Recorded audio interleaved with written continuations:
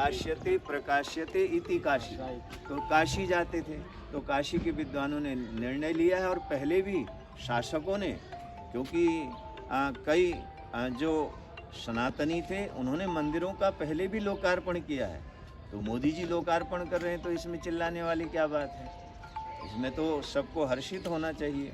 तो साधु संत, देश के शीर्ष संत जो आंदोलन से जुड़े रहे, हम भी 90 के दशक से विश्व हिंदू परिषद के आंदोलन से जुड़े रहे हैं। हमने बड़े बड़े सम्मेलन, आपको मैं बताऊं 92 में उज्जैन में एक बहुत बड़ा सम्मेलन हमने कराया था अपने गुरुदेव तपस्वी कल्याण बाबा अमरकंटक वालों के कैंप में, जिसमें स्वामी वामदेव जी महाराज थे, जिसमें स्वामी राम सुखदास जी महाराज थे जिन्होंने गीता प्रेस गोरखपुर से संपादन का काम किया, जिसमें जूना के आचार्य महामंडलेश्वर लोकेशानंद गिरी जी थे, निरंजनी के आचार्य पुण्यानंद गिरी जी थे, देश के सारे संत थे। उसमें कुछ आज हमें हमारे बीच में शरीर से नहीं है लेकिन विचार से हैं।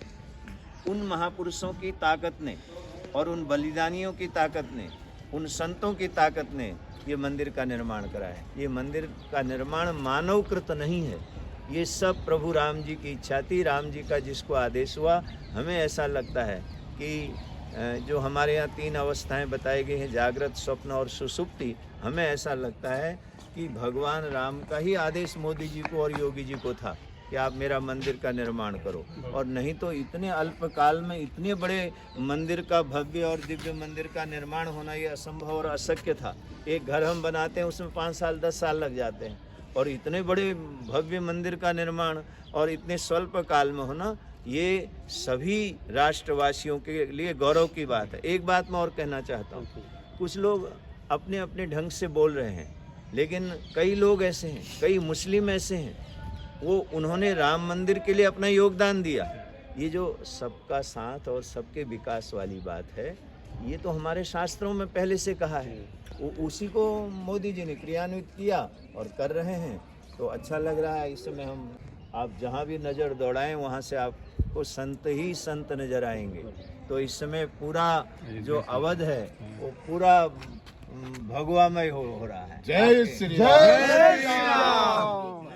जानना चाहेंगे कि कल 19 जनवरी थी और भगवान जो टेंट में बैठे हुए थे, कल उनका आखिरी दर्शन का दिवस था। तो वो सौभाग्य हमें भी मिला कि हमने टेंट वाले जो रामलला हैं उनके दर्शन किए।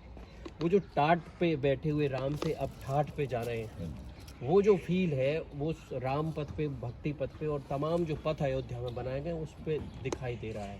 आप तो आंदोलन का हिस्सा रहे हैं, उस दौर में जो आपका जोश और जुनून था, आज वो जोश और जुनून को जब वो पल आ गया, केवल 24 घंटे का समय बचा है, क्या फील हो रहा है? देखो, प्रभु श्री राम का जब वो नाना भांति राम अवतारा, रामायण सतकोटि अपारे, तुलसी के शब्द हैं।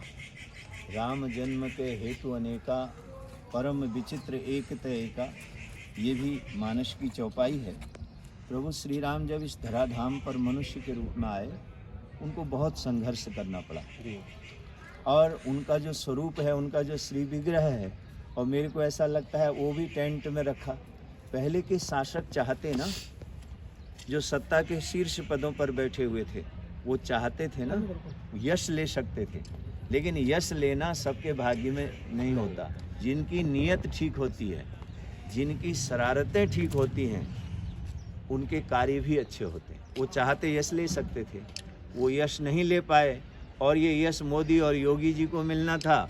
उनको ये यश मिल गया कि टेंट से प्रभु श्री राम अपने दिव्य भव्य और मंदिर में और गर्भगृह में विराजमान होंगे। और आप देखना, आने वाले समय में इसको आप सिर्फ एक ही आध्यात्मिक एंगल से ना देखो। आने वाले समय में हमने क्योंकि रानोपाली आश्रम के साथ जुड़े हुए लगभग हमको 2.5 दशक हो गया है। 2.5 दशक में हमने ये देखा, पहले भी हमने अयोध्या की शुष्कता को देखा है, और आज जो प्रपात यहाँ हो रहा है उसको भी हम देख रहे हैं। जहाँ से भी निकल रहे हैं, ये अवधपुरी ही राममय नहीं हुई है, इस समय तो पूरा राष्ट्र, पूरा विश्व राममय हुआ। तो अवधपुरी ही राम में इस समय जो पूरा अयोध्या है वो इसी तरीके से राम रंग में रंगा हुआ है, राममय हो चुका है। कैमरा पर्सन संदीप राठौर के साथ प्रशांत संदेश के